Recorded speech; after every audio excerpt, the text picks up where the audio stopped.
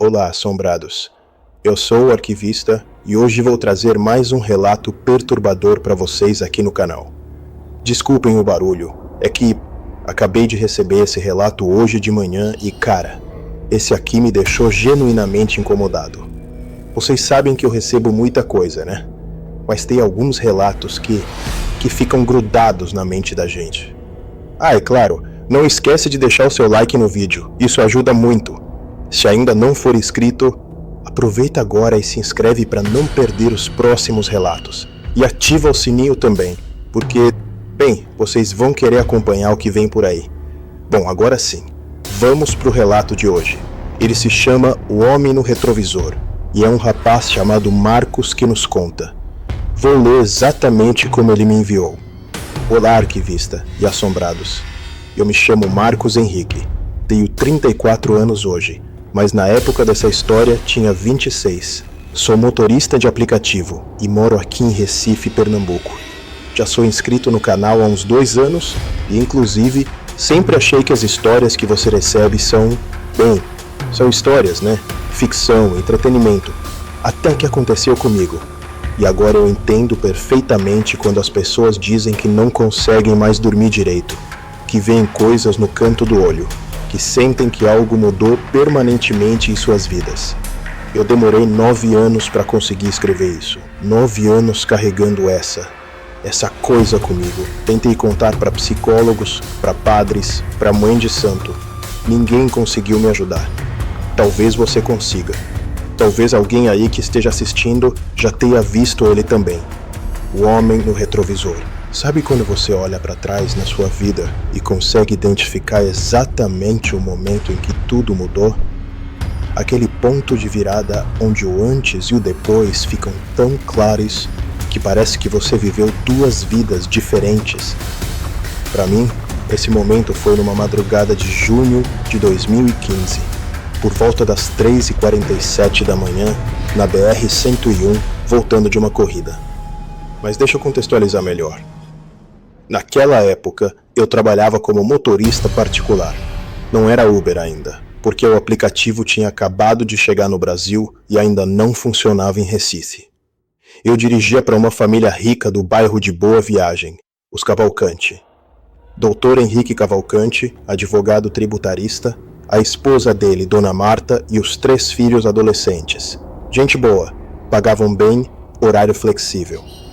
O problema é que, às vezes, eles precisavam de mim em horários incomuns.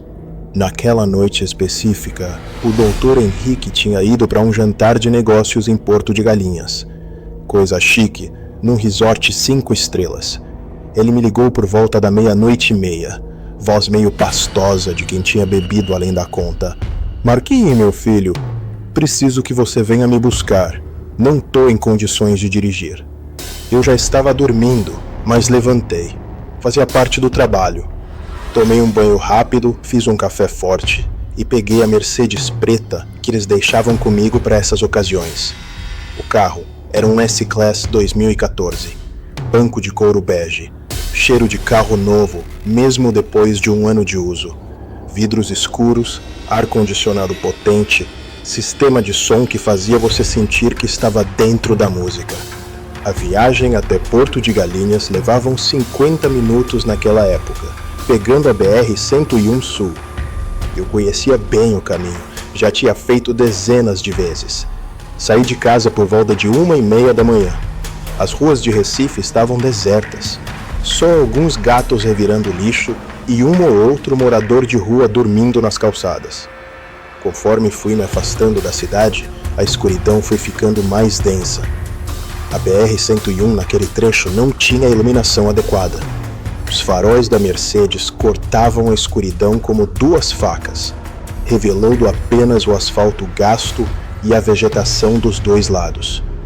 De vez em quando, passava um caminhão no sentido contrário, os faróis altos me cegando momentaneamente. Foi numa dessas cegas que eu vi pela primeira vez. Quando minha visão se ajustou depois do clarão, olhei automaticamente para o retrovisor para checar se vinha alguém atrás. E tinha. Mas não era um carro. Era um rosto. Um rosto de homem. pálido, flutuando na escuridão atrás do carro. Não dentro do carro, entende? Atrás, como se estivesse seguindo. Os olhos eram o que mais chamava a atenção, branco, sem íris, como duas bolas de gude leitosas. A boca entreaberta, como se estivesse sussurrando algo.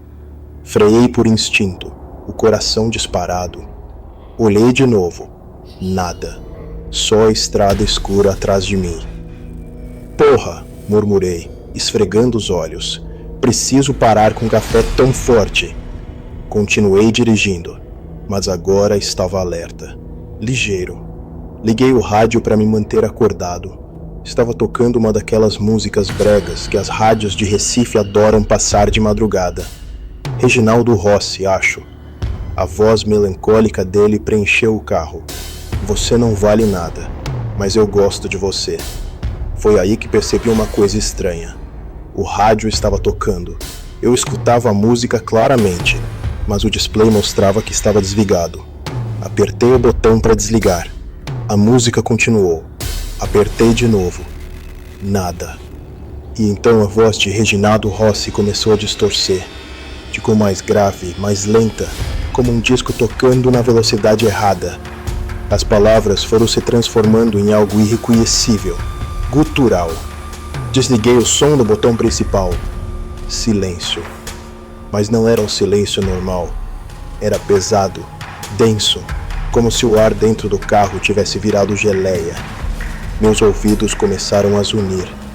Abri um pouco o vidro para entrar ar fresco, e foi quando ouvi risadas, vindas de lugar nenhum e de todos os lugares ao mesmo tempo. Risadas de criança, mas com algo errado nelas. Como se fossem crianças que tinham esquecido como rir de verdade e estavam apenas imitando o som.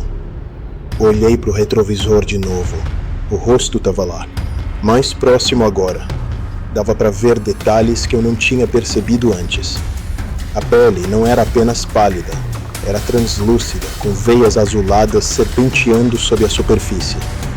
Os lábios eram finos, quase inexistentes, e os olhos, meu Deus, os olhos não eram apenas brancos. Tinha algo se movendo dentro deles, como fumaça aprisionada em esferas de vidro. Dessa vez eu não friei. Acelerei. O velocímetro subiu. 100, 120, 140. A Mercedes ronronava suave, mesmo nessa velocidade. Mas não importava o quão rápido eu fosse.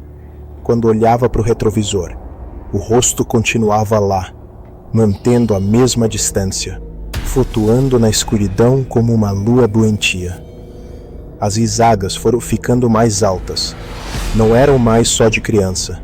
Tinha vozes adultas misturadas agora, homens e mulheres, todos rindo daquela forma errada, mecânica. O som parecia vir dos alto-falantes do carro, mesmo com o som desligado. E então, tão súbito quanto começou, parou. Silêncio total. Olhei para o retrovisor. Nada. Só a estrada escura.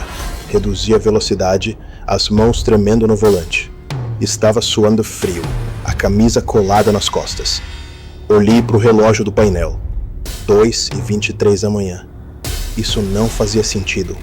Eu tinha saído de casa a 1h30 e já deveria estar quase chegando em Porto de Galinhas.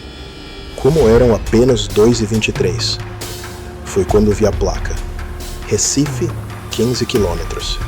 Eu estava voltando, sem ter feito nenhuma curva, nenhum retorno. Estava voltando para Recife. O pânico subiu pela minha garganta como bile. Parei no acostamento, o coração martelando no peito.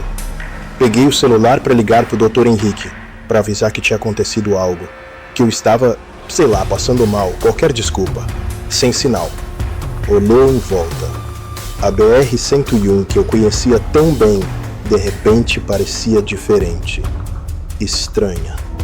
As árvores dos lados pareciam mais altas, mais densas, formando paredes verdes que se fechavam sobre a estrada. E o silêncio. Por que não passava nenhum carro? Mesmo de madrugada, Sempre tinha movimento de caminhões nesse trecho. Liguei o carro de novo. Precisava sair dali, chegar em algum lugar com gente, com luz, com normalidade. Mas quando olhei pelo retrovisor para sair do acostamento, não estava vazio. Tinha alguém sentado ali. Não, não era alguém. Era algo que tentava parecer alguém. A figura estava sentada bem no meio do banco, ereta demais, como uma estátua. Vestia um terno preto que parecia ter saído de outra época, daqueles com colete e corrente de relógio. Mas o tecido se movia, ondulava suavemente, como se fosse líquido fingindo ser pano. O rosto era o mesmo que eu tinha visto flutuando atrás do carro, pálido, translúcido, com aqueles olhos brancos e vazios. Mas agora, vendo o corpo todo, percebi outros detalhes perturbadores. As mãos pousadas sobre os joelhos eram compridas demais, com articulações extras nos dedos. O pescoço era fino e longo, fazendo a cabeça parecer que estava equilibrada em cima de um galho. Não me mexi. Não conseguia. Ficamos assim, eu olhando para ele pelo retrovisor, ele me encarando com aqueles olhos impossíveis. E então, lentamente, os lábios finos se moveram. Continue dirigindo, Marcos. A voz era como papel sendo rasgado, seca e áspera. Mas o pior não era o som. Era o fato de que quando ele falou, vi que dentro da boca não havia dentes, língua ou garganta. Só escuridão. Uma escuridão que parecia sugar a luz ao redor. Eu preciso buscar meu patrão, consegui gaguejar. Seu patrão pode esperar. Você tem uma entrega a fazer primeiro. Que entrega? Eu não... Dirija. A última palavra saiu como um trovão, fazendo o carro inteiro vibrar. O vidro do retrovisor rachou. Sem pensar, meu pé foi pro acelerador e voltei para a pista. Enquanto dirigia, tentava não olhar para o retrovisor, mas era impossível. Meus olhos eram atraídos para lá como ímãs. A coisa no banco de trás permanecia imóvel, exceto pelos olhos, que pareciam flutuar ligeiramente dentro das órbitas, como bolhas em água parada. Vira à direita no próximo acesso, a voz raspou. Não tem acesso à direita nesse trecho, respondi automaticamente. Conhecia cada entrada e saída daquela BR. Vire à direita. E então eu vi. Uma saída que nunca esteve ali antes. Uma estrada de terra batida se abrindo entre as árvores, com uma placa enferrujada que não consegui ler no escuro. Meu cérebro gritava que aquilo era impossível, que eu passava por ali toda semana 2 anos e nunca. Virei. A Mercedes, feita para asfalto liso, começou a sacudir na terra irregular. Os faróis iluminavam uma estrada estreita, ladeada por árvores tão próximas que os galhos arranhavam a lataria. O som era horrível, como unhas em quadro negro, só que molhado. Você sabe por que estou aqui, Marcos? Não respondi. Estava concentrado demais em não bater em nenhuma árvore e ignorar o fato de que essa estrada não deveria existir. Responda. Não sei. Mentiroso. A palavra foi cuspida com tal veneno que senti como se tivesse sido esbofeteado. E então, de repente, eu soube. Não sei como, mas soube. O acidente, murmurei. No retrovisor, vi o que poderia ter sido um sorriso se aquela coisa soubesse sorrir. Os lábios se esticaram, revelando mais daquela escuridão impossível. Continue. As memórias vieram como uma enxurrada. 3 anos antes, 2012, eu tinha acabado de começar a trabalhar como motorista. Não para os Cavalcante ainda. Fazia corridas avulsas, levando gente para festa, para aeroporto, essas coisas. Numa sexta-noite, peguei um grupo de universitários para levar para uma festa em aldeia. Eles pagaram em dinheiro, adiantado, e me pediram para esperar para trazê-los de volta. Esperei no carro, cochilando. Por volta das 3 da manhã, Eles voltaram, bêbados, claro, mais felizes, cantando, rindo. Eram 5, 3 garotos e 2 garotas. Todos jovens, bonitos, com a vida toda pela frente. Na volta, um deles, o mais bêbado, começou a ficar enjoado. Pedi para ele aguentar, disse que já estávamos chegando, mas ele não aguentou. Vomitou no banco de trás, no carpete, em todo lugar. O cheiro era insuportável. Os outros começaram a ter ânsia também. Parei no acostamento, furioso. Aquilo ia me custar uma fortuna para limpar. Mandei eles saírem, limparem o que pudessem. Eles saíram cambaleando, pedindo desculpas, tentando usar lenços de papel para limpar a sujeira. E então, eu fui embora. Simplesmente entrei no carro e fui embora, deixando 5 universitários bêbados no acostamento da BR-101, às 3 da manhã. Descobri pelo jornal, 2 dias depois. Eles tentaram atravessar a pista para pegar carona do outro lado. Um caminhão pegou 3 deles. Os outros 2 morreram atropelados por carros que vinham atrás, que não conseguiram frear a tempo. 5 mortos, todos com menos de 22 anos. Ninguém nunca soube que fui eu que os deixou lá. Eles tinham pedido o carro por telefone, sem aplicativo, sem registro. Paguei em dinheiro para limpar o carro num lava-jato 24 horas. Nunca contei para ninguém. Agora você lembra. A voz no banco de trás parecia satisfeita. A estrada de terra foi ficando mais estreita. As árvores agora tocavam o carro dos 2 lados. Galhos entrando pelas janelas que eu não lembrava de ter aberto. Tentei fechá-las, mas os botões não respondiam. Sabe o que é o pior, Marcos? A coisa continuou. Não é que você os deixou, é que você nunca se arrependeu de verdade. Você ficou aliviado quando leu no jornal. Aliviado porque ninguém poderia conectar você ao caso.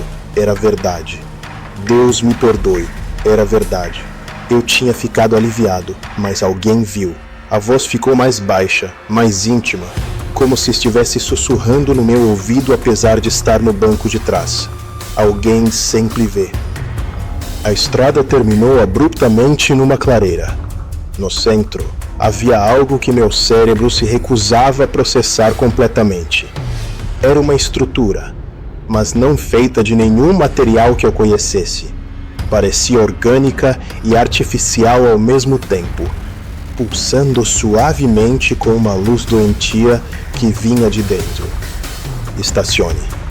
Minhas mãos obedeceram antes que minha mente pudesse protestar. Desliguei o motor. O silêncio que se seguiu era absoluto. Nem mesmo os sons normais da floresta. Nada de grilos, pássaros noturnos, vento nas folhas. Nada. Saia do carro. Não. Você não tem escolha, Marcos. Nunca teve. Desde aquela noite, você pertence a este lugar. Cada passageiro que você transportou desde então, você estava trazendo um pouco deles para cá. Cada corrida noturna, cada madrugada na estrada. Você tem sido meu motorista há 10 anos. Só não sabia. Olhei para as minhas mãos no volante. Sob a luz doentia da coisa na clareira, elas pareciam diferentes. Mais pálidas, translúcidas. Podia ver as veias escuras sob a pele, pulsando num ritmo que não combinava com meu coração. O que você quer de mim? Querer? A risada que se seguiu foi como o vidro quebrando. Eu não quero nada, Marcos. Eu só existo. E você é parte de mim agora. Sempre foi. Desde aquela noite que morre sozinha na estrada. Abandonada, traída por quem deveria ajudá-la, elas se tornam parte disso aqui. E você, meu caro motorista, você as traz para casa. A porta do carro se abriu sozinha. O ar, lá fora, era espesso, grudento, com cheiro de cobre e gasolina queimada. Saí porque não tinha escolha. Minhas pernas se moviam por vontade própria. A coisa no banco de trás saiu também. Se é que sair é a palavra certa. Ela mais fluiu para fora do carro, seu corpo impossível se desdobrando de formas que machucavam os olhos de ver. Agora, em pé ao meu lado, vi que era ainda mais alta do que parecia, tendo que se curvar ligeiramente para não bater a cabeça nas árvores mais baixas. Venha, disse, começando a andar em direção à estrutura. Há pessoas esperando por você. Então eu as vi, saindo de trás das árvores, emergindo do chão como plantas doentias. Dezenas, talvez centenas de figuras, todas pálidas, translúcidas, com roupas de diferentes épocas. Vi uniformes de trabalho, vestidos de festa, roupas casuais. Todos tinham a mesma expressão vazia, os mesmos olhos brancos. E no meio deles, 5 rostos que eu reconheci imediatamente. Os universitários. Pareciam exatamente como naquela noite. Só que agora suas roupas estavam eternamente manchadas de sangue, seus corpos mostrando os ferimentos fatais em detalhes grotescos. Oi, motorista, disse um deles, a voz saindo de uma garganta parcialmente esmagada. Chegou a hora da sua corrida. Eles começaram a se aproximar. Não caminhando, deslizando. Seus pés não tocavam o chão propriamente, apenas roçavam a superfície como se estivessem flutuando alguns centímetros acima da terra. O som que faziam era como folhas secas sendo arrastadas pelo vento, mas molhadas. Não, murmurei, recuando em direção ao carro. Isso não é real. Isso não pode ser real. Real? A coisa alta ao meu lado inclinou a cabeça num ângulo impossível, quase 90 graus. O que é real? Marcos, aquela noite foi real. O sangue no asfalto foi real. O medo deles foi real. Uma das garotas, Camila, lembrei do nome dela agora, se destacou do grupo.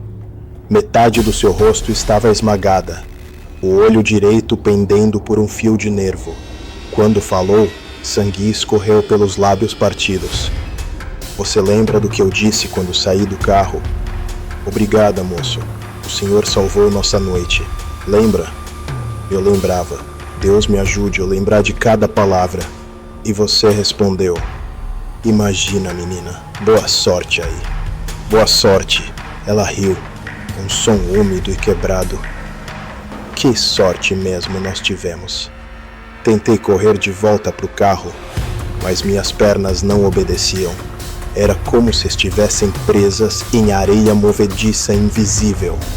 A coisa alta pousou uma das mãos impossíveis no meu ombro. O toque era gelado e queimava ao mesmo tempo. Não fuja, Marcos. Você tem um trabalho a terminar. Que trabalho? Eu não entendo. Claro que entende. A voz agora vinha de todos os lados, ecoando entre as árvores. Você sempre soube.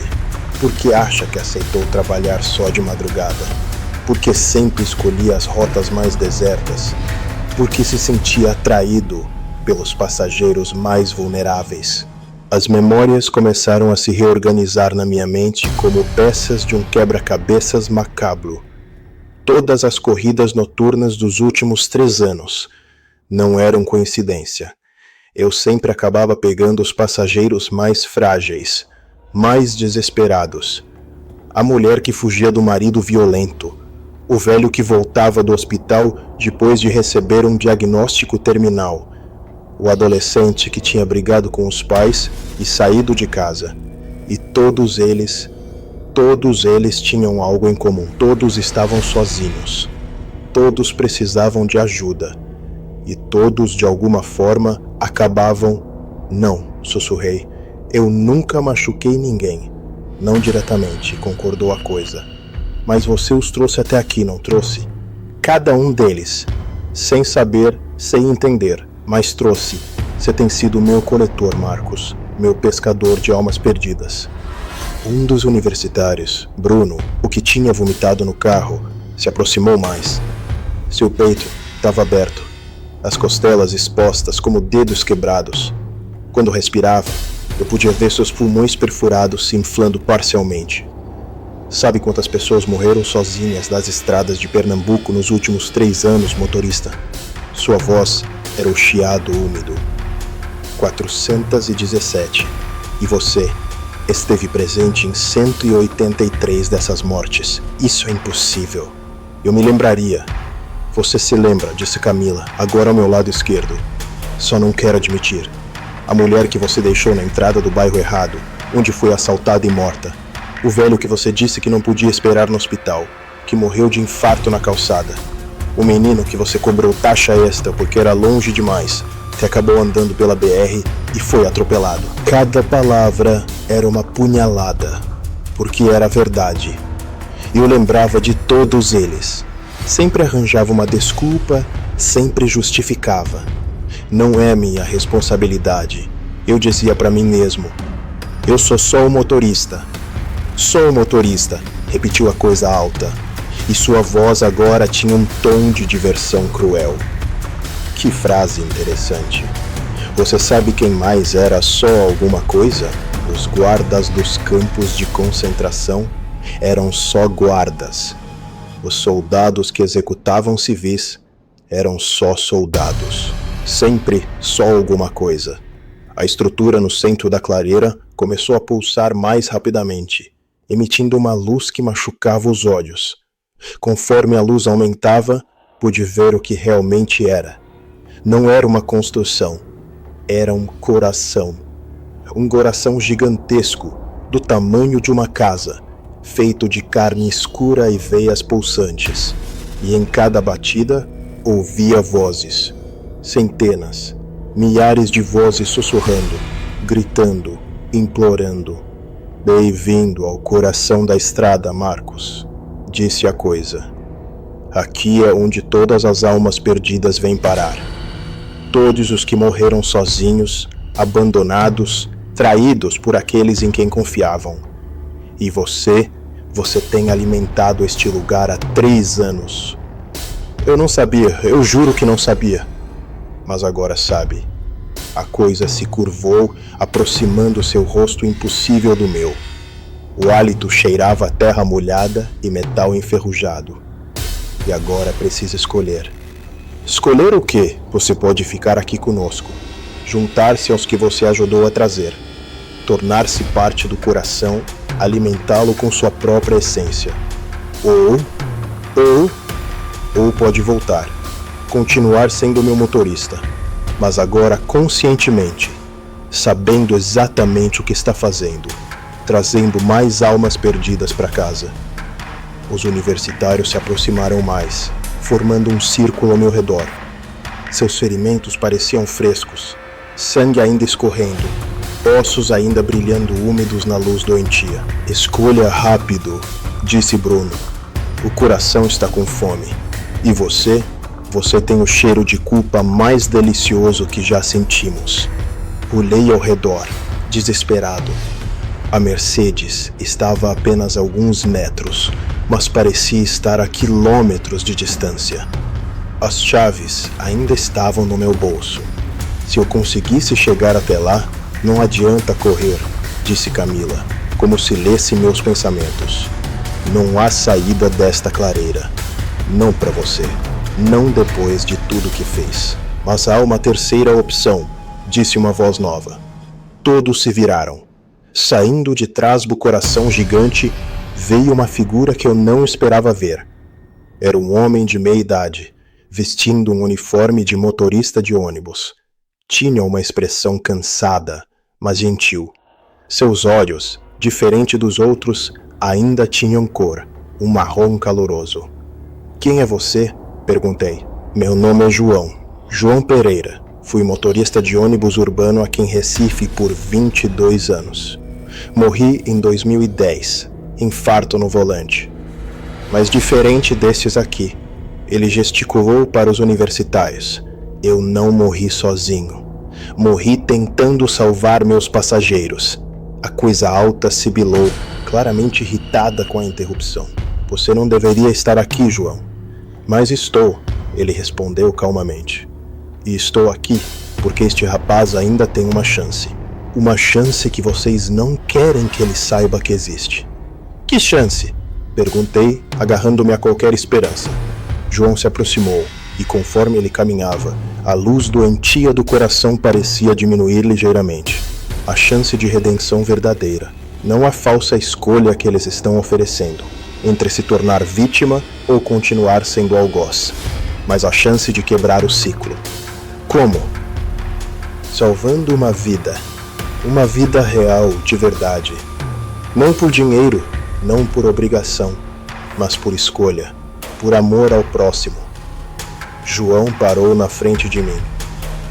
Mas tem que ser esta noite, agora, e tem que ser alguém que você normalmente abandonaria. A coisa alta rugiu, um som que fez as árvores ao redor tremerem. Mentiras! Ele é nosso! Ele nos alimentou por 3 anos. Ele alimentou vocês por ignorância, João replicou. Mas agora ele sabe a verdade, e com conhecimento vem responsabilidade, e com responsabilidade vem escolha. Os universitários começaram a se agitar, seus ferimentos parecendo se abrir mais, sangue escorrendo mais rapidamente. Não escute ele, motorista, disse Bruno. Você é um de nós agora, sempre foi. Aceite seu lugar. Ou, disse João, estendendo a mão para mim. Venha comigo, eu vou te mostrar o caminho de volta. Mas você precisa escolher agora. E precisa escolher sabendo que se falhar. Agora, vou te escolher. Se você abandonar mais uma pessoa, não haverá segunda chance. Olhei para a mão estendida de João, depois para os rostos deformados dos universitários, para a coisa alta que me observava com aqueles olhos impossíveis, para o coração pulsante que sussurrava promessas de descanso eterno. E então, pela primeira vez em 3 anos, fiz uma escolha que não era baseada em medo, conveniência ou ganho pessoal. Peguei a mão de João. O mundo explodiu em luz branca. Quando a luz se dissipou, eu estava de volta ao carro. Mas não era o mesmo carro. A Mercedes luxuosa tinha se transformado numa Kombi velha, dessas de transporte alternativo que rodavam pelos bairros mais pobres de Recife. O banco estava rasgado, o volante gasto pelo uso, e havia um cheiro de óleo queimado misturado com suor e desespero. João estava no banco do passageiro, mas sua aparência tinha mudado. Agora ele parecia mais sólido, mais real, embora ainda houvesse algo etéreo em seus contornos. Onde estamos? Perguntei, olhando ao redor. Estávamos numa rua que eu não reconhecia, ladeada por casas simples e postes de luz que piscavam intermitentemente. Zona norte de Recife, bairro de Água Fria. São 4h17 da manhã. João respondeu, consultando um relógio de pulso que não estava lá antes. E você tem exatamente 43 minutos. 43 minutos para quê? Para salvar uma vida. Para quebrar o ciclo. Ele apontou para o final da rua. Daqui a pouco, uma mulher vai aparecer naquela esquina. Ela vai estar correndo, desesperada, carregando uma criança. E você vai ter que escolher. Escolher o quê? Se vai ajudá-la ou se vai encontrar uma desculpa para não ajudar, como sempre fez. Senti um arrepio na espinha. E se eu ajudar? Aí você quebra o ciclo, se liberta, e todas as almas que você ajudou a capturar também se libertam. E se eu não ajudar? João me olhou com uma tristeza profunda. Aí você volta para a clareira, para sempre. E o coração da estrada ganha não só você, mas também ela e a criança. Como se tivesse sido invocada por nossas palavras, uma figura apareceu no final da rua. Era uma mulher jovem, talvez uns 20 e poucos anos, correndo descalça. Carregava uma criança pequena no colo. Não podia ter mais de 2 anos. Mesmo à distância, dava para ver que ela estava em pânico. Quem é ela? Perguntei. Jéssica Santos, 23 anos. A criança é o filho dela, Miguel. Ela acabou de fugir do companheiro que tentou matá-la com uma faca. Está correndo para a casa da mãe, mas são 15 quilômetros daqui. A pé, com uma criança, ela não vai conseguir. E o que isso tem a ver comigo? Ela vai te pedir ajuda, vai implorar. E você João fez uma pausa, me estudando. Você vai querer recusar, vai inventar desculpas. Que é perigoso, que você não conhece ela, que pode ser golpe, todas as desculpas que sempre usou. A mulher estava se aproximando. Agora eu podia ver melhor. Tinha um corte no rosto, a bolsa rasgada, e segurava a criança com uma proteção desesperada. O menino estava chorando, um choro baixo e assustado. Mas tem mais. João continuou, sua voz ficando mais grave.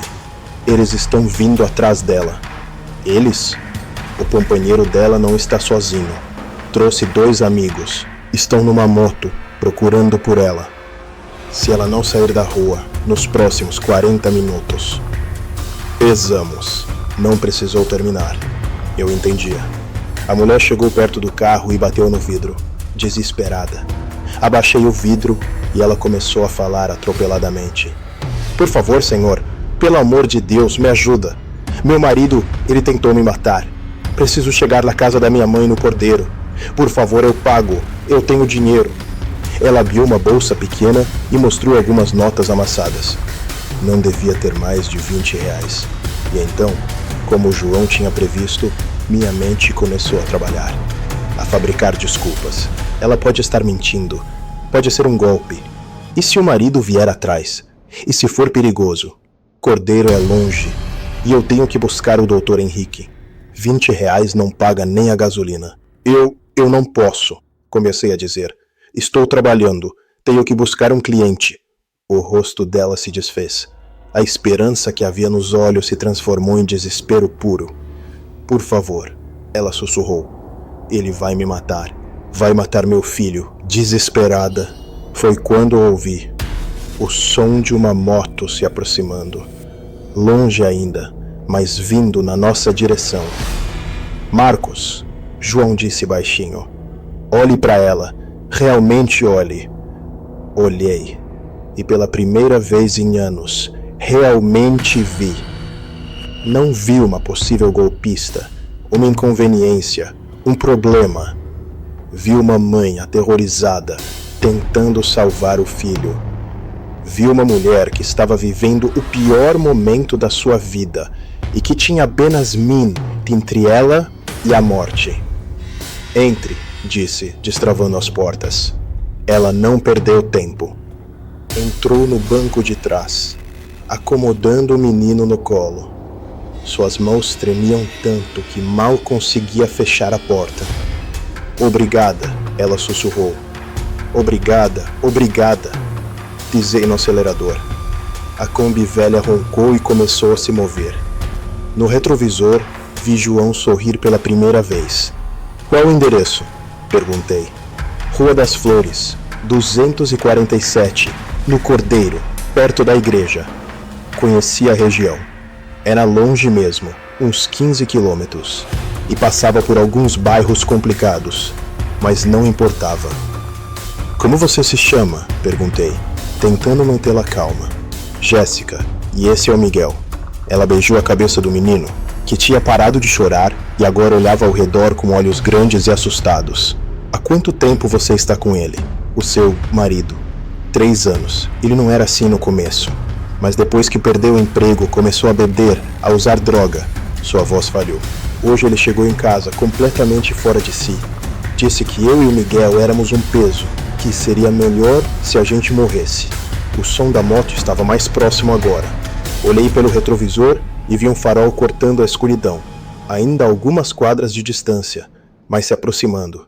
Eles estão vindo, João disse calmamente. Quem está vindo? Jéssica perguntou, notando minha atenção. Ninguém, menti. Só estou prestando atenção no trânsito. Mas não era verdade. A moto estava ganhando terreno. E pior, não era só uma moto. Eram 2.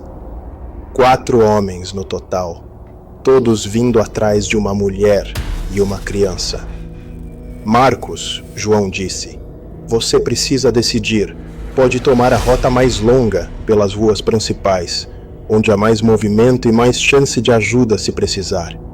Ou pode tomar o caminho mais rápido, pelas ruas desertas, onde chegará mais cedo, mas ficará mais vulnerável. Era uma escolha impossível.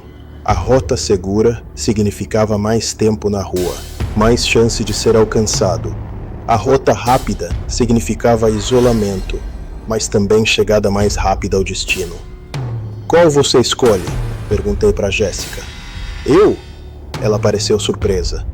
Você que conhece a cidade. Não, é sua vida, sua escolha. Eu vou fazer o que você decidir. Ela olhou para o filho, depois para mim. O mais rápido. Eu só quero chegar logo na minha mãe. Virei à direita, entrando numa rua mais estreita. A Kombi acelerou o máximo que podia, mas não era muito. O velocímetro mal passava dos 60. As motos estavam mais próximas agora. Podia ouvir o ronco dos motores ecoando entre os prédios. E então, uma delas apareceu no retrovisor. 2 homens, o carona apontando na nossa direção. Jéssica, disse, tentando manter a voz calma. Abaixe a cabeça. E mantenha o Miguel abaixado também. Por quê? O que está? A primeira pedra atingiu o vidro traseiro, fazendo uma teia de rachaduras. Jéssica gritou, se curvando sobre o filho. É ele, é o Robson, ela gritou. Meu Deus, ele me achou. A segunda moto apareceu do lado esquerdo, tentando nos deixar. O carona tinha algo na mão, parecia uma barra de ferro. Marcos, João disse, sua voz estranhamente calma em meio ao caos. Lembra do que eu disse sobre escolhas? Você tem uma agora. Pode parar o carro e entregar ela e voltar para sua vida normal. Ou pode continuar dirigindo e arriscar tudo. Olhei pelo retrovisor. Jéssica estava abraçada ao filho, sussurrando palavras de conforto enquanto lágrimas escorriam pelo seu rosto machucado. O menino chorava baixinho, sem entender o que estava acontecendo, mas sentindo o medo da mãe. E então lembrei dos universitários, de como eles confiaram em mim, de como eu os abandonei. Não de novo. Pisei fundo no acelerador. A Kombi deu um solavanco e ganhou velocidade. Não muito, mas o suficiente para abrir uma pequena distância das motos. Virei bruscamente à esquerda, entrando numa rua ainda mais estreita, onde as motos teriam dificuldade para manobrar lado a lado. Segura firme, gritei. A perseguição virou um pesadelo de ruas estreitas, curvas fechadas e freadas bruscas. As motos eram mais ágeis, mas a Kombi era mais pesada e eu conhecia melhor as ruas. Cada vez que eles se aproximavam, eu encontrava uma curva, um beco, uma saída que eles não esperavam. Mas a Kombi estava no limite. O motor fazia ruídos estranhos, o radiador começava a ferver. E as motos não desistiam. Falta muito? Perguntei. 2 quadras, Jéssica respondeu, a voz embargada. Vira à direita na próxima, depois segue reto. Foi quando a primeira moto conseguiu se aproximar o suficiente. O carona estendeu a barra de ferro e atingiu o retrovisor do lado direito, despedaçando-o. Cacos de vidro voaram para dentro do carro. Para essa merda, gritou uma voz atrás de nós. Para ou eu quebro essa lata toda. Não parei. Virei à direita, as rodas cantando no asfalto. A casa da mãe de Jéssica estava ali, a apenas 1 quadra. Uma casa simples, com uma luz acesa na varanda. Mas as motos tinham conseguido nos cercar. Uma na frente, uma atrás. Não havia para onde ir. Fim de linha, disse o homem da moto da frente, tirando o capacete. Era um sujeito magro, com cicatrizes no rosto e olhos injetados de sangue. Desce daí, Jéssica, e traz o moleque. Não, ela sussurrou. Não, por favor. Foi quando João se virou para mim. Última escolha, Marcos. A mais importante de todas. Qual escolha? Perguntei para João. Mas quando me virei, ele não estava mais lá. O banco do passageiro estava vazio. Apenas uma impressão leve no estofado rasgado, mostrando que alguém havia estado ali. Com quem você está falando? Jéssica perguntou, a voz trêmula. Não tive tempo de responder. O homem da moto da frente, Robson, desceu e começou a caminhar em direção ao carro. Na mão direita, segurava uma faca de cozinha que brilhava sob a luz dos postes. Os outros 3 permaneceram nas motos, bloqueando qualquer rota de fuga. Jéssica, meu amor, Robson disse, a voz pastosa de álcool e drogas. Você não devia ter saído de casa. Agora olha a confusão que você arrumou. Ele bateu na janela do meu lado com o cabo da faca. O vidro rachou. E você, motorista de merda? Sai daí. Isso não é problema seu. Olhei para Jéssica pelo retrovisor. Ela estava abraçada ao filho, os dois tremendo. O menino tinha parado de chorar, mas seus olhos estavam arregalados de terror. Era a mesma expressão que eu tinha visto nos rostos dos universitários naquela noite, 3 anos atrás. A expressão de quem sabe que vai morrer. E de repente, tudo ficou claro. Esta era a escolha. Não entre ajudar ou não ajudar. Não entre ser corajoso ou covarde. Era entre repetir o padrão de toda a minha vida. Abandonar pessoas quando elas mais precisavam de mim. Ou, finalmente, pela primeira vez, ficar. Não, disse. Autossuficiente para Robson ouvir. O que é? Eu disse não. Não vou sair do carro. E eles também não. Robson riu, com som áspero e desagradável. Você tá louco, é? Não sabe com quem tá mexendo? Sei exatamente com quem tá mexendo, respondi. E pela primeira vez em anos, minha voz soou firme. E estou mexendo com um covarde que bate em mulher e ameaça a criança. O rosto dele se contorceu de raiva. Ele ergueu a faca e a cravou no capô da Kombi. O metal gemeu. Última chance, motorista. Sai daí ou eu te tiro à força. Foi quando senti uma presença familiar no banco do passageiro. Não era João. Era algo muito mais antigo, muito mais poderoso. A coisa alta da clareira estava de volta, mas agora diferente, menos ameaçadora, quase respeitosa. Interessante. A voz raspou no meu ouvido. Muito interessante.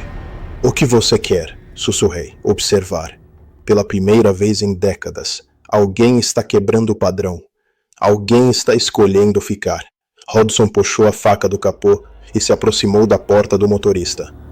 Tá falando sozinho agora? Tá ficando louco?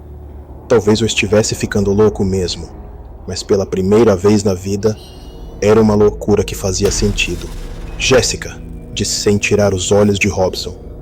Quando eu disser agora, você corre para casa da sua mãe.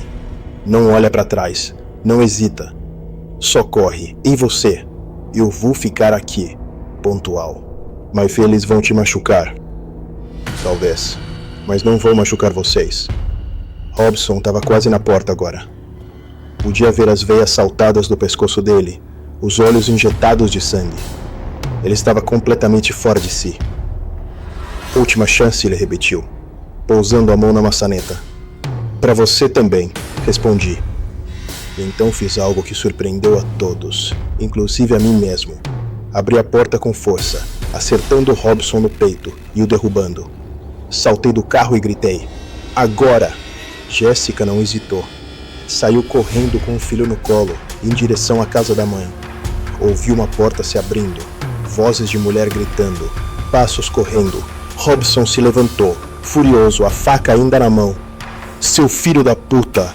Você não sabe o que acabou de fazer. Os outros 3 desceram das motos e se aproximaram. 4 contra 1. Não tinha como dar certo, mas não importava. Pela primeira vez na vida, eu estava fazendo a coisa certa.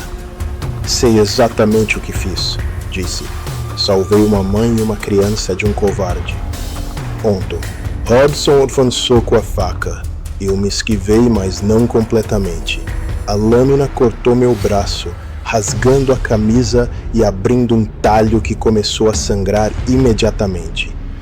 Vai morrer por causa de uma vagabunda que nem conhece, ele rosnou. Melhor morrer por alguém do que viver só pra mim mesmo. Foi quando aconteceu algo impossível. A coisa alta no banco do passageiro começou a rir. Não a risada cruel e mecânica de antes, mas algo que quase parecia alegria. Fascinante, ela murmurou. Absolutamente fascinante. Robson avançou de novo, mas desta vez algo o deteve. Uma das motos simplesmente apagou. O motor morreu. As luzes se apagaram. Depois a segunda. Depois a terceira. Que porra é essa? Um dos comparsas gritou, tentando religar sua moto. A luz dos postes começou a piscar, primeiro devagar, depois mais rápido, criando o efeito estroboscópico que deixava tudo surreal. E no meio das luzes piscantes, outras figuras começaram a aparecer, os universitários. Mas agora eles eram diferentes. Não mais pálidos e feridos. Pareciam vivos, saudáveis e estavam sorrindo. "Obrigada, motorista", disse Camila, sua voz clara e sem o chiado de sangue. "Você finalmente nos libertou." Robson e seus comparsas olhavam ao redor, aterrorizados. Eles podiam ver as figuras também. "Que diabos?" Robson murmurou. "Não diabos", disse Bruno, se aproximando. "Justiça." E então, uma por uma, todas as pessoas que eu tinha abandonado ao longo dos anos começaram a aparecer. A mulher que foi assaltada, o velho que morreu de infarto, o adolescente atropelado, dezenas deles. Mas todos pareciam em paz. "Você quebrou o ciclo, Marcos", disse a mulher que havia sido assaltada. Finalmente escolheu ficar em vez de fugir. A coisa alta saiu do carro. Agora, sob a luz piscante, pude ver que ela também estava mudando, ficando menos monstruosa, mais humana, como se estivesse se lembrando de quem havia sido antes de se tornar aquilo. "Séculos", ela disse, a voz agora quase normal. 3 séculos coletando almas perdidas, alimentando-me da culpa e do abandono. E você quebrou tudo com uma simples escolha." "Quem você era?" perguntei. "Antes disso?" "Um motorista de carruagem. Londres, 1847. Abandonei uma família inteira numa tempestade de neve, porque não queriam pagar o preço extra. Eles morreram congelados." Ela e olhou para as próprias mãos, que agora pareciam humanas. "Passei 3 séculos pagando por essa escolha, até você me mostrar que era possível escolher diferente." Robson tentou correr, mas tropeçou e caiu.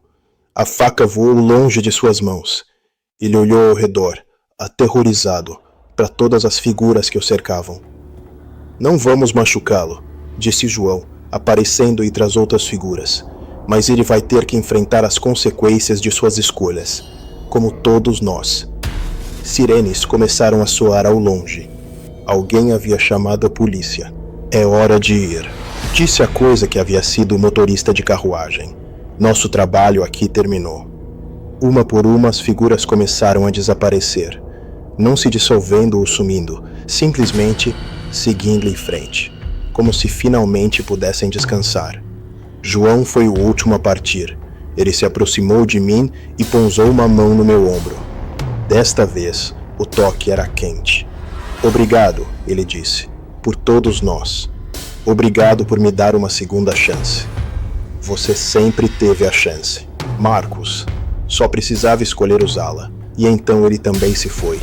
As luzes dos postes pararam de piscar. As motos voltaram a funcionar. Mas Robson e seus comparsas estavam ocupados demais correndo da polícia que se aproximava para se importar.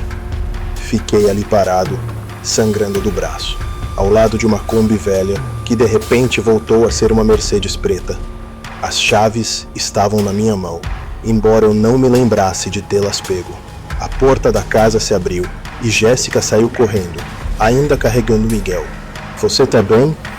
ela perguntou, vendo o sangue no meu braço. "Estou", respondi. E pela primeira vez em anos, era verdade. A polícia chegou em menos de 5 minutos. 2 viaturas, sirenes cortando o silêncio da madrugada. Robson e seus comparsas tentaram fugir, mas não chegaram longe. As motos que tinham voltado a funcionar morreram de novo assim que eles tentaram acelerar. Foi como se o próprio universo conspirasse para que fossem capturados. Enquanto os policiais prendiam os 4 homens, um paramédico cuidou do corte no meu braço. Não era profundo, mas precisava de pontos. Jéssica ficou ao meu lado o tempo todo, segurando Miguel, que finalmente tinha parado de chorar, e agora olhava tudo com a curiosidade natural de uma criança. Você salvou nossas vidas, ela disse pela 10ª vez. Você salvou a minha, respondi, e era a verdade mais pura que já havia dito.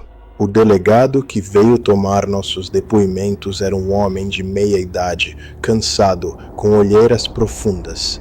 Provavelmente estava acostumado com casos de violência doméstica.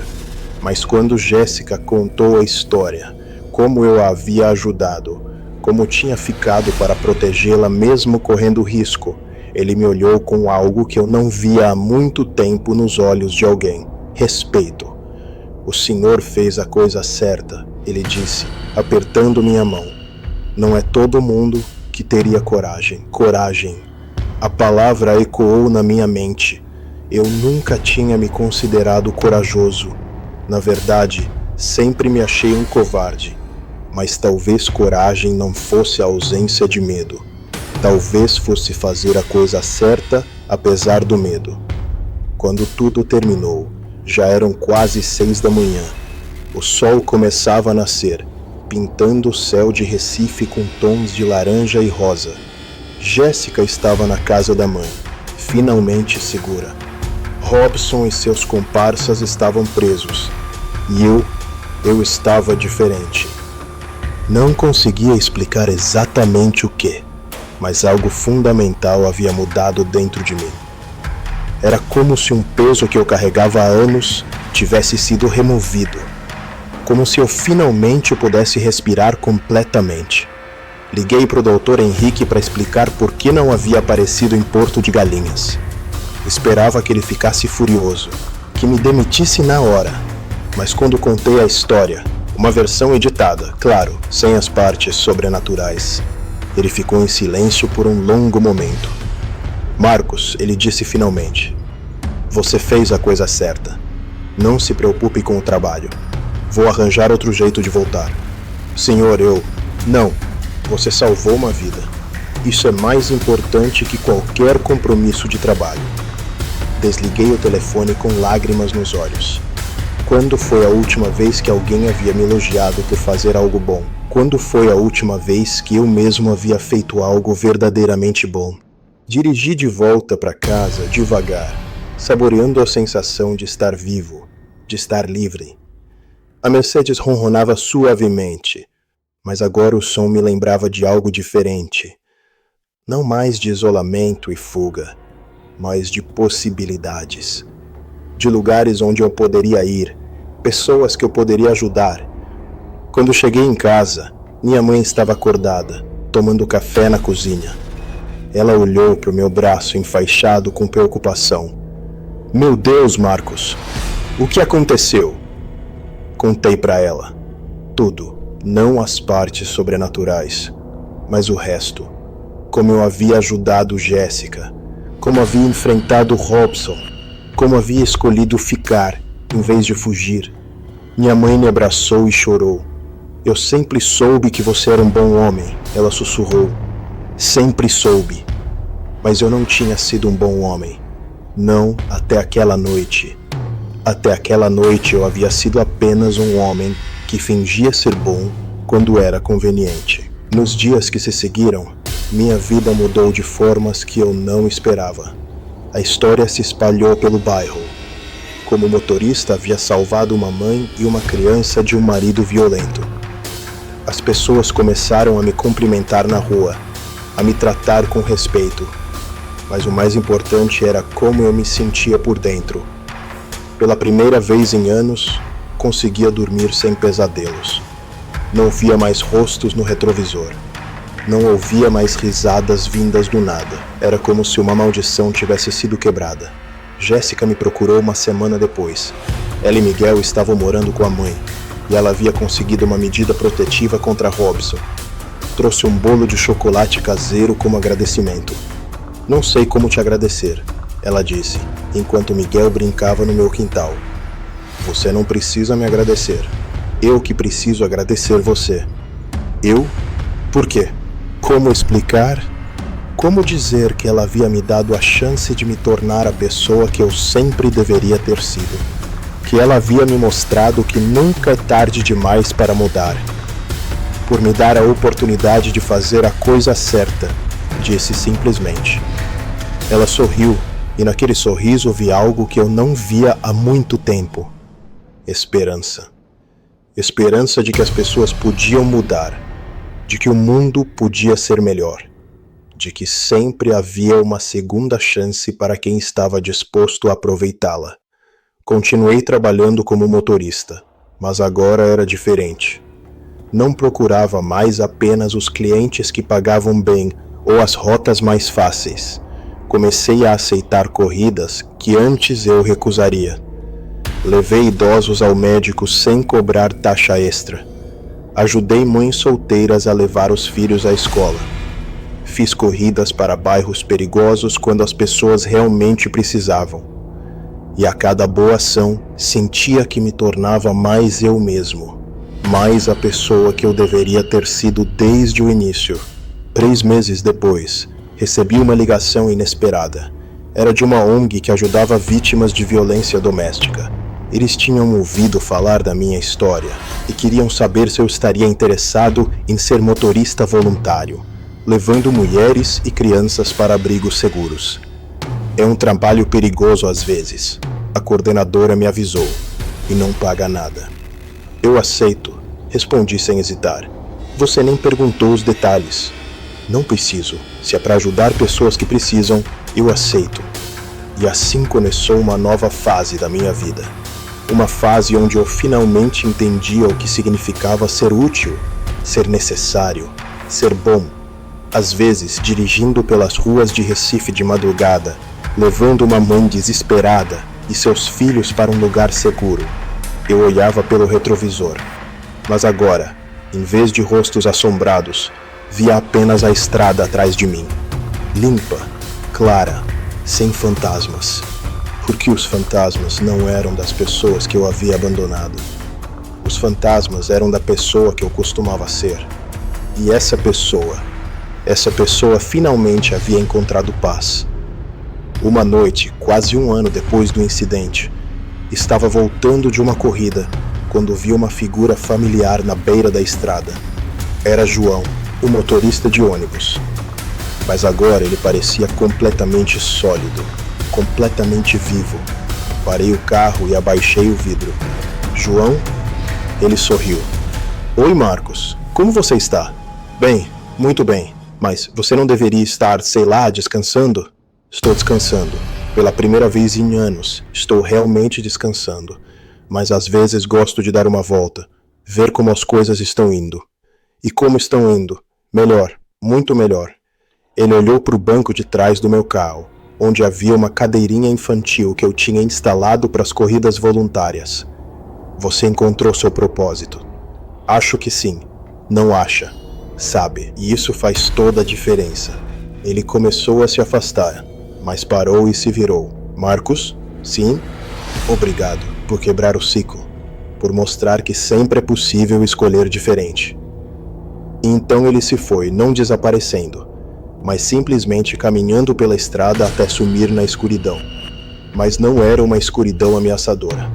Era apenas a noite normal, cheia de possibilidades e segundas chances. Continuei dirigindo, um sorriso no rosto. Tinha mais uma corrida para fazer antes de ir para casa. Uma mulher que precisava chegar ao aeroporto para fugir de um relacionamento abusivo. Ela estava nervosa, assustada, mas determinada. E eu estaria lá para ajudá-la, como deveria ter estado para todos os outros, todos esses anos. Porque finalmente eu havia aprendido a lição mais importante de todas. Não somos definidos pelos nossos erros do passado, mas pelas escolhas que fazemos a partir de agora. E eu havia escolhido ficar. Hoje, 9 anos depois, ainda trabalho como motorista. Mas não é mais apenas um trabalho, é uma missão. A ONG, onde comecei como voluntário, me contratou em tempo integral. Meu carro agora é equipado com cadeirinhas, cobertores, água e até alguns brinquedos para as crianças. Tem um telefone especial que toca a qualquer hora do dia ou da noite. E quando toca, eu sei que alguém precisa de ajuda, Jéssica se tornou uma das coordenadoras da ONG. Ela se formou em serviço social e dedica sua vida a ajudar outras mulheres que passaram pelo que ela passou.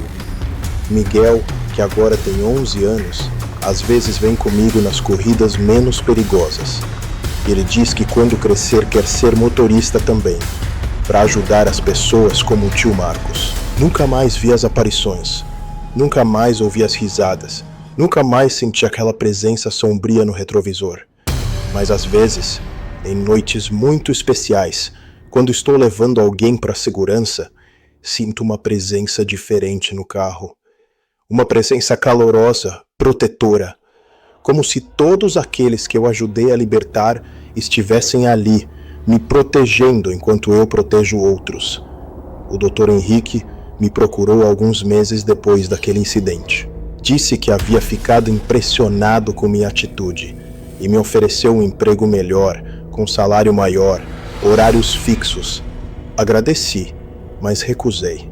Ele não entendeu na hora, mas depois, quando expliquei sobre meu trabalho na ONG, ele sorriu e disse: "Você encontrou sua vocação." Minha mãe morreu 2 anos atrás, câncer, mas nos últimos anos de vida dela, pude ser o filho que ela sempre mereceu. Cuidei dela, estive presente, não fugi quando as coisas ficaram difíceis. No leito de morte, ela segurou minha mão e disse: "Eu sempre soube que você tinha um coração bom, meu filho. Só precisava encontrar coragem para usá-lo."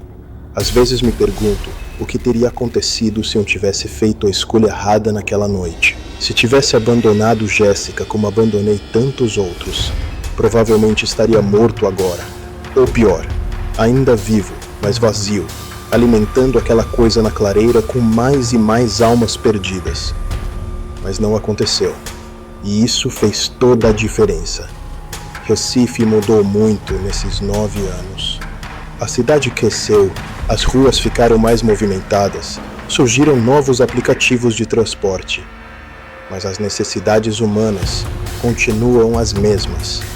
Ainda há pessoas desesperadas precisando de ajuda nas madrugadas. Ainda há mulheres fugindo de relacionamentos violentos. Ainda há crianças que precisam ser levadas para lugares seguros. E eu estou aqui para elas.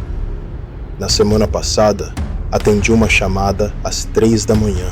Uma adolescente de 16 anos que havia fugido de casa depois que o padrasto tentou abusar dela. Ela estava numa rodoviária, sozinha, assustada, sem dinheiro. Quando cheguei lá, vi nos olhos dela o mesmo desespero que vi nos olhos de Jéssica naquela noite. "Você veio mesmo," ela disse, surpresa. "Eu achei que ninguém ia vir." "Sempre vou vir," respondi. "Sempre." Durante o trajeto para o abrigo, ela me contou sua história. Como havia tentado contar para a mãe sobre o padrasto, mas não foi acreditada. Como havia aguentado os abusos por meses, com medo de destruir a família. Como finalmente havia encontrado coragem para fugir. "Você fez a coisa certa," disse para ela. "Foi corajosa." "Não me sinto corajosa, me sinto perdida." Coragem não é não ter medo. Coragem é fazer o que é certo, mesmo com medo. Ela ficou em silêncio por um momento, depois perguntou: "Como você sabe disso?" "Porque alguém me ensinou, numa noite muito parecida com esta." Quando a deixei no abrigo, ela me abraçou. "Obrigada por não me abandonar." "Nunca," respondi. "Nunca mais." E era uma promessa que eu pretendia cumprir. Porque aprendi que nossa vida não é definida pelos erros que cometemos, mas pela forma como escolhemos corrigi-los. Não é definida pelos momentos em que falhamos, mas pelos momentos em que decidimos ser melhores. Eu falhei muitas vezes. Abandonei pessoas quando elas mais precisavam de mim. Fui covarde quando deveria ter sido corajoso. Fui egoísta quando deveria ter sido generoso. Mas naquela noite de junho de 2015, numa estrada escura entre Recife e Porto de Galinhas, eu finalmente aprendi a diferença entre existir e viver. Entre ser apenas um motorista e ser alguém que faz a diferença.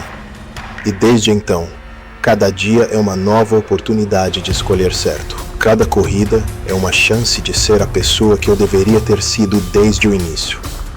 Cada vida que ajudo a salvar é uma forma de honrar todas aquelas que falhei em salvar no passado. O homem no retrovisor não era um fantasma, era eu mesmo. Era a versão de mim que eu me recusava a enxergar, covarde, egoísta, indiferente ao sofrimento alheio. E a única forma de me livrar dele era me tornando alguém melhor. Hoje, quando olho no retrovisor, vejo apenas a estrada atrás de mim, limpa, clara, sem sombras, porque finalmente fiz as pazes com meu passado e encontrei meu propósito no presente. E se você está lendo isso, se está ouvindo essa história, talvez seja porque você também tem seus próprios fantasmas no retrovisor. Talvez você também tenha abandonado alguém quando deveria ter ficado. Talvez você também carregue culpas que parecem impossíveis de perdoar. Mas eu estou aqui para te dizer que nunca é tarde demais para mudar. Nunca é tarde demais para escolher ser melhor. Nunca é tarde demais para quebrar o ciclo e se tornar a pessoa que você deveria ter sido desde o início. Porque no final das contas, não somos julgados pelos nossos piores momentos, mas pela nossa capacidade de crescer a partir deles. E crescer é sempre uma escolha. Uma escolha que você pode fazer agora mesmo. Uma escolha que pode mudar não apenas sua vida, mas a vida de todos aqueles que cruzarem seu caminho. Escolha ficar, escolha ajudar, escolha ser melhor. Porque alguém em algum lugar está precisando de você para fazer a escolha certa. E você pode ser a diferença entre a vida e a morte de alguém. Entre o desespero e a esperança, entre o abandono e a salvação. Arquivista, essa história é sua agora.